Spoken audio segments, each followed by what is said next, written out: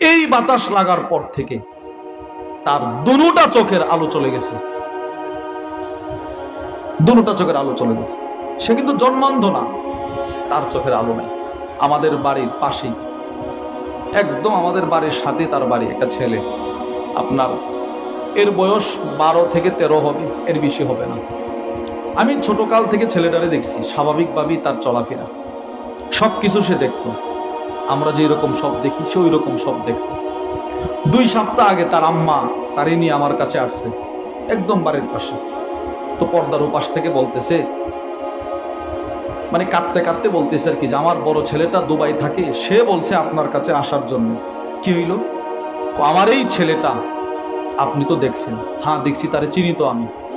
তো এখন আমার এই ছেলেটার দুটা চোখ অন্ধ, অথচ ওই ছেলেটা সবসময় সুস্থ ছিল। আরে কি কোন, কিভাবে? কয়েকদিন মাগরিবের পরে এশারের আগে আমার ছেলেটাকে বাজারে পাঠাইছি। আমাদের বাড়ির পাশে একটা ছোট্ট বাজার আছে, ওই বাজারে হেরে পাঠাইছি। ও বাজারে যাওয়ার জন্য রাস্তা দিয়ে হাঁটতেছে, হুট করে একটা বাতাস সে অনুভব করছে, একটা বাতাস তার শরীরে লাগছে। এই বাতাস লাগার পর থেকে তার দুটা চোখের আলো চলে গেছে, দুটা চোখের আলো চলে গেছে। সে কিন্তু জন্মান্ধ না, তার চোখের আলো নাই।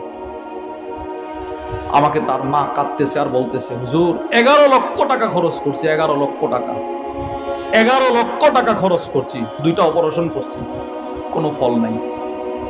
শেষ মুহূর্তে ঢাকার বড় বড় ডাক্তাররা বুট বসছে, বুঝা এই কথা বলতে বাধ্য হয়েছে, আমরা আমাদের এত বছরের চিকিৎসা জীবনে এমন রোগী শুধু 2 জনকে পাইছি, এই ছেলেটা আর রাজশাহীর একজন, মানে ব্রাহ্মণবাড়িয়ার একজন, রাজশাহীর একজন, যে বাতাসে চোখের আলো চলে গেছে।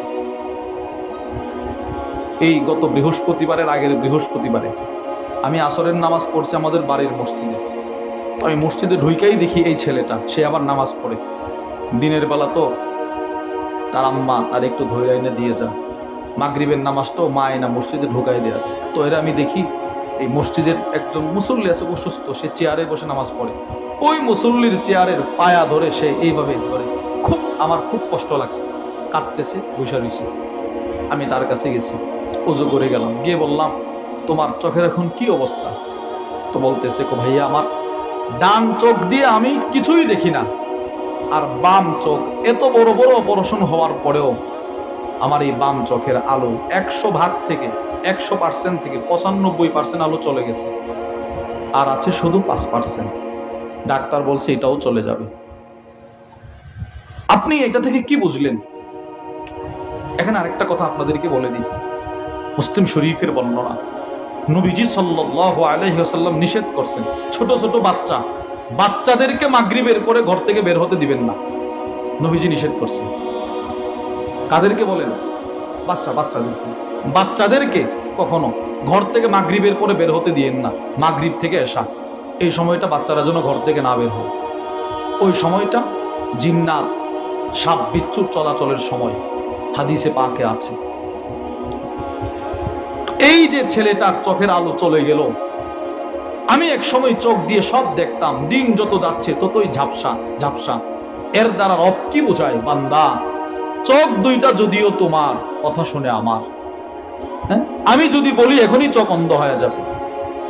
এই চোখের আলো দিয়ে, এত বড় নিয়ামত দিয়ে টেলিভিশনের পর্দায় কি পরিমাণ সময় নষ্ট করলাম বলেন?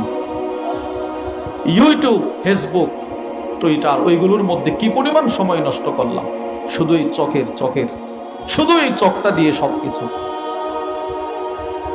চোখের আলো চলে গেছে। আল্লাহ আমাদেরকে এই সমস্ত ভয়ঙ্কর মুসিবত, রোগ বালাই থেকে আমাদেরকে হেফাজত করেন, আমাদের পরিবার পরিজনকে হেফাজত করেন। আল্লাহর নিয়ামতের কদর করা।